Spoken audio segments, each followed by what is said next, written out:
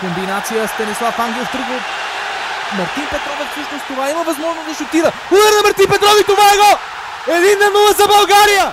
Голмайстор Мартин Петров. Невероятен пробив.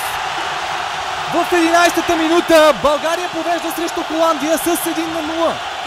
Много бърза атака. Мартин Петров смени позицията си, премина по дясно крило. Това свари неподготвена защитата на Холандия и голът е факт. 1-0 за България. Голмайстор Мартин Петров.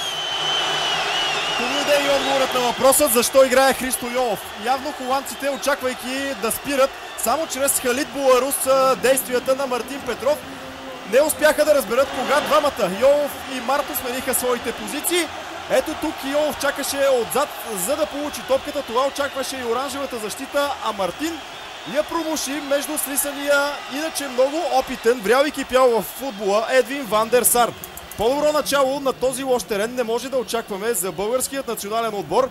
Мартин Петров се превръща в абсолютната ключова фигура в тези европейски квалификации. И ако видяхме